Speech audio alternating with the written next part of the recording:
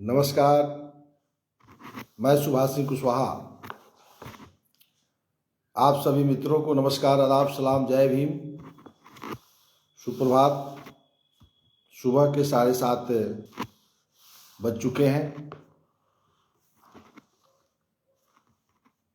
पुनः मैं आपके सामने बिहार पंचायत चुनाव संपन्न होने के साथ ही पंचायत कानून के हिसाब से हम गांवों का विकास कैसे कर सकते हैं, इसके लिए हम लोगों ने ग्राम पंचायत के सदस्य, पंचायत समिति के सदस्य, जिला परिषद के सदस्य सहित मुखिया का चुनाव हम लोग कर चुका है। 31 दिसंबर तक सभी पंचायत प्रतिनिधियों का शपथ ग्रहण संपन्न हो जाएगा। शपथ ग्रहण के साथ ही उप मुखिया, प्रमुख, उप प्रमुख, जिला परिषद का अध्यक्ष, उपाध्यक्ष का भी चुनाव संपन्न हो जाएगा। 1 जनवरी से कार्यभार अपना अपना सभी लोग संभाल लेंगे। और मैं कल भी बताया था, कार्यभार संभालने के साथ ही 1 जनवरी से 5 जनवरी तक पूरे बिहार में ग्राम सभा करके प्रधानमंत्री आवास की सूची तय कर देना। उसके बाद फिर से वार्ड सभा का शुरुआत होगा। जिस वार्ड सभा की चर्चा लगातार हम कई दिनों से कर रहे हैं, आज भी हम वार्ड सभा क्या है इस पर हम चर्चा करेंगे। हम पहले बता चुके हैं, वार्ड सभा की बैठक के जो वार्ड सदस्यों के चुनाव करने में जो मतदाता भाग लिए हैं वो सभी बैठते हैं। 10वां भाग से कोरम होता है, ये सभी जान चुके हैं। बैठकें प्रारंभ होती है। बैठकों का अध्यक्षता वार्ड के सदस्य करेंगे। उसका संचालन जो वार्ड क्रियान्वयन प्रबंधन समिति के सचिव होंगे वह करेंगे।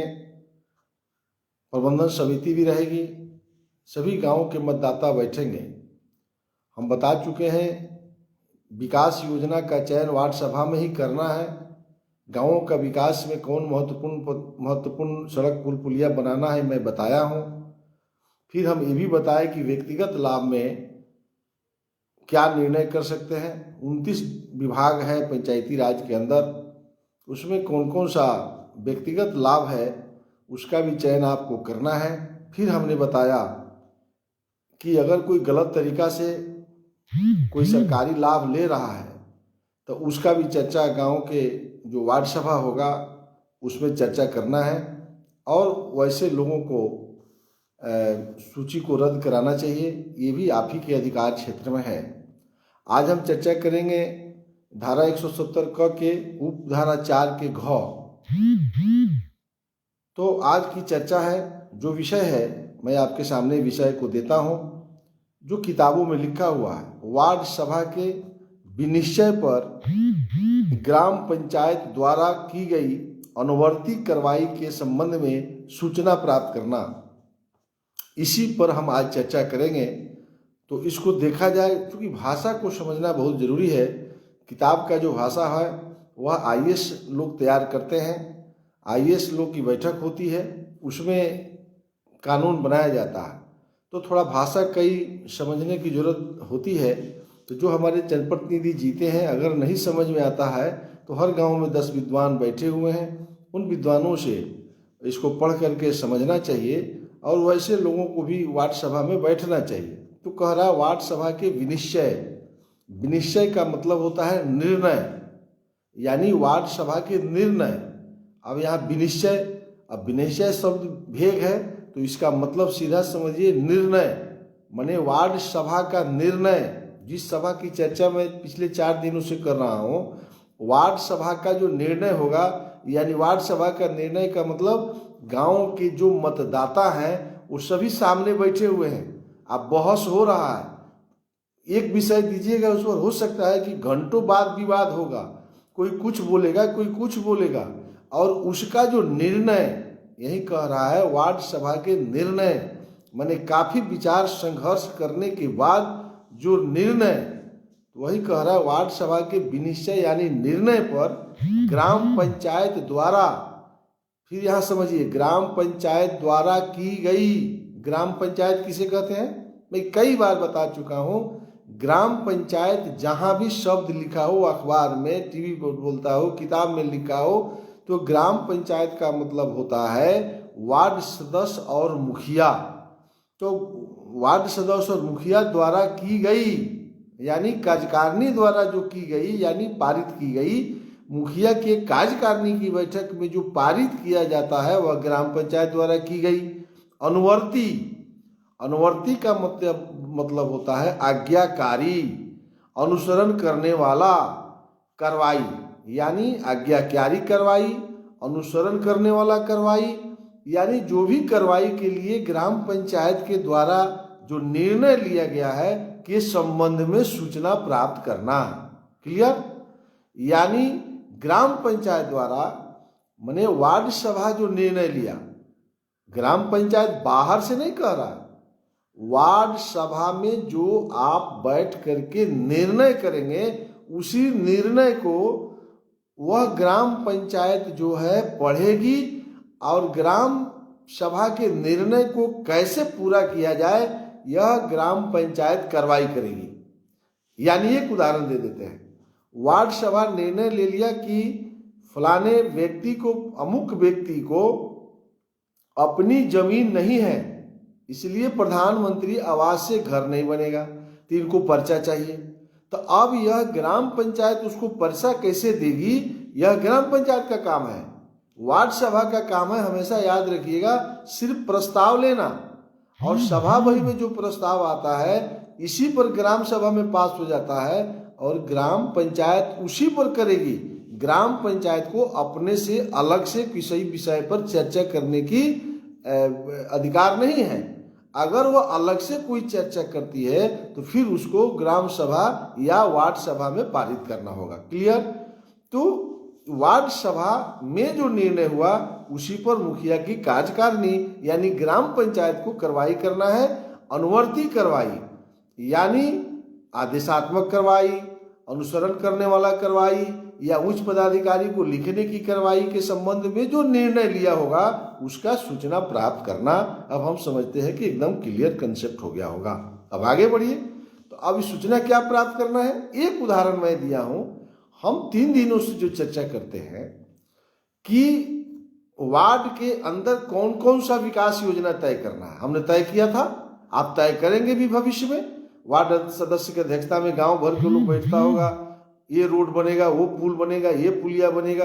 प्राथमिकता तय करना है वार्ड सभा को, फिर याद करा देते हैं, और उस वार्ड सभा के प्राथमिकता को रद्द करने का अधिकार किसी को नहीं है, यहां तक कि सुप्रीम कोर्ट को नहीं है।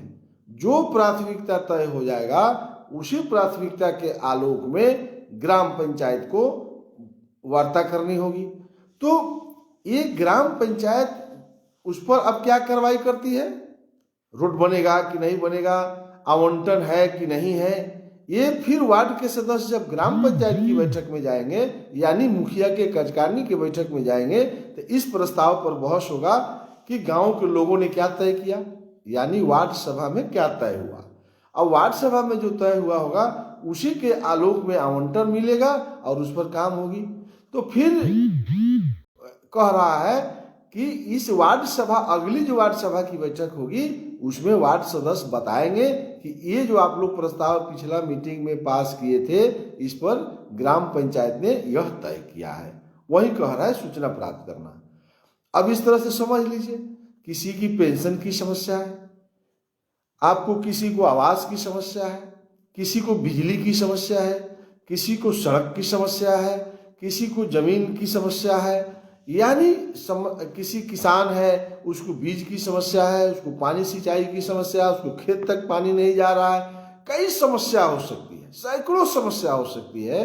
तो अपने समस्याओं को निदान करने के लिए हम हरदम बोलते हैं कि वार्ड सभा में जाकर के अपने प्रस्ताव को लिखवाना पड़ेगा।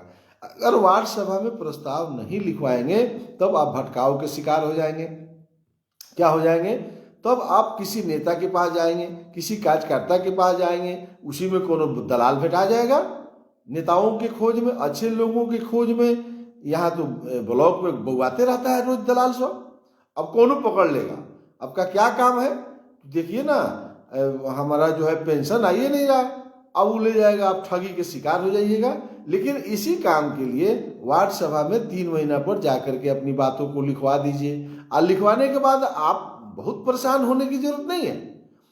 फिर 3 महीने की बैठक में आपको जाइए और उस दिन चुपचाप बैठे रहिए, आज जब गत बैठक की कार्रवाई हो तब आपकी बात आएगी, तब मैटर फंस जाएगा। तो ये हर 3 महीना हर 90 दिन पर बैठक होना है। अब बिहार में वार्ड सभा नहीं हो रहा, एक प्रश्न बनता है। तो इसी के लिए तो मैं जन जागरूकता चला रहा हूँ, इसीलिए तो मैं सभी अपने भाइयों बहनों को जागरूक कर रहा हूँ। मैं वार्ड सदस्यों का निवेदन कर रहा हूँ, वार्ड के सदस्य जगिए। वार्ड के सदस्य जब तक आप इस पर नहीं जगेंगे, आप वार्ड के सदस्य जब तक इस पर कार्रवाई नहीं करेंगे, तो ये क्या होगा? आम जनता को जगना पड़ेगा। आम जनता और वार्ड सदस्यों के बीच में एक संबंध बनाना होगा, वार्ड सदस्यों के अंदर से डर भगाना होगा। बड़े ने जो लोग हैं पद पर बैठे हुए, वो वार्ड सदस्य के कान भरते हैं कि आप वार्ड सभा मत कराइए, वार्ड सभा कराइएगा तो आप कमाइएगा क्या? तो भैया कमाने और ये बात नहीं है, लेकिन यदि वार्ड सभा नहीं होगी तो गांवों का विकास, गांवों में रहने वाले गरीब किसान मजदूरों का विकास संभव नहीं है। उसमें बिचौलिया रहेगा, भ्रष्टाचार रहेगा। यदि वार्ड सभा होना शुरू हो जाएगा तो पारदर्शिता आने लगेगी। जैसा एक मैं अभी ताज़ा उदाहरण आपको दे रहा हूँ, मैं अभी शुरुआत किया था तभी मैं बोला हूँ कि सरकार ने निर्णय लिया है कि 1 जनवरी से 5 जनवरी के बीच में प्रधानमंत्री आवास को तय कर लेना है। क्योंकि पंचायत चुनाव के चलते काफ़ी विलम्ब हो गया, तो स्पेशल मीटिंग तो सरकार करा ही सकती है ना।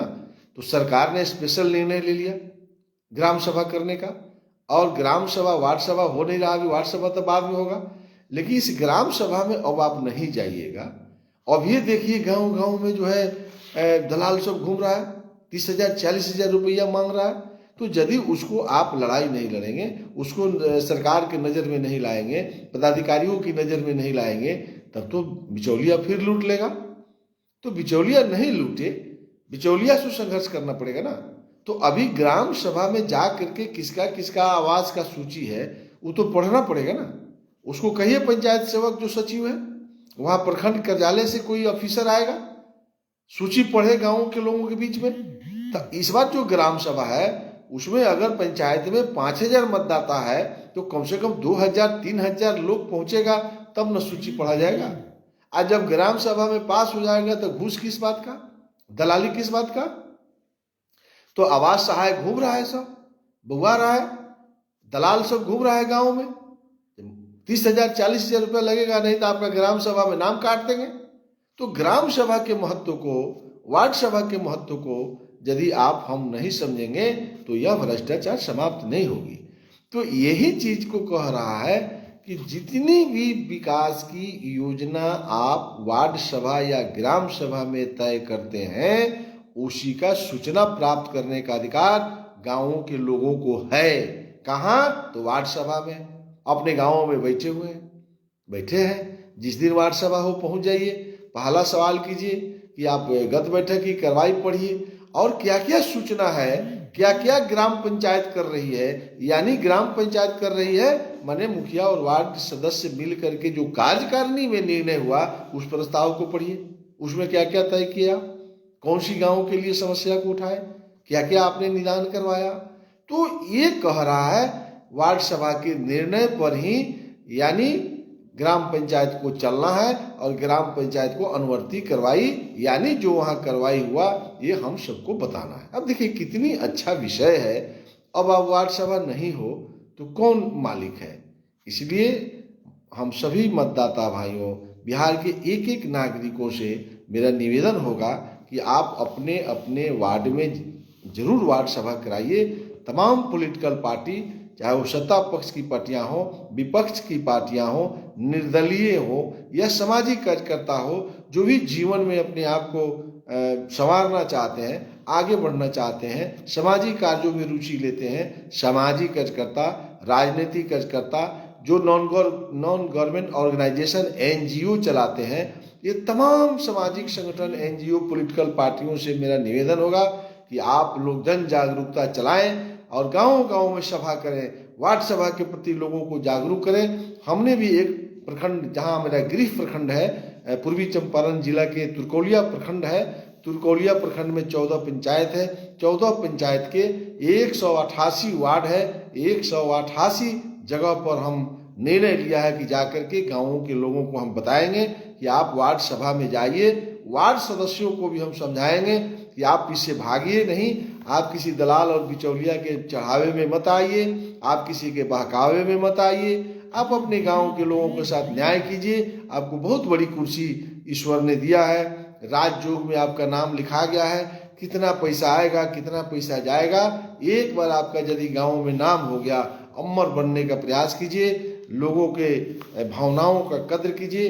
अब बड़ा वादा करके आपने चुनाव को जीता है, आपको कहीं से कोई नुकसान नहीं होने वाला है। इसलिए एक बार गांव समाज के लोगों ने जो आशीर्वाद दे करके आपको ग्राम पंचायत का सदस्य बना दिया, आप वैसा कड़ी है, वैसे जगह पर चुनाव जीते हैं जहां से न्याय किया जा सकता है।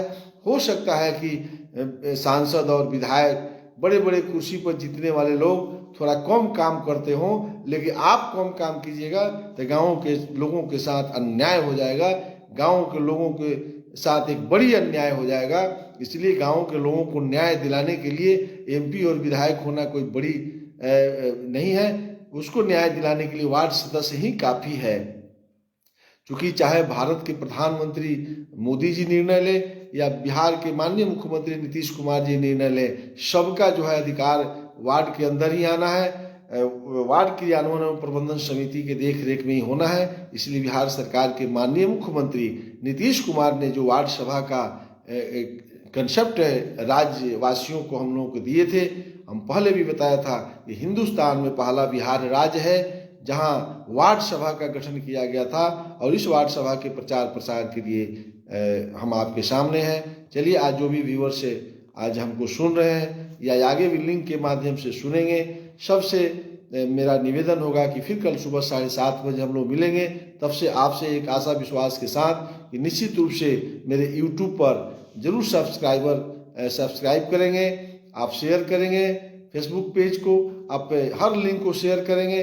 इसी आशा और विश्वास के साथ आप सबको नमस्कार, आदाब, सलाम, जय भीम।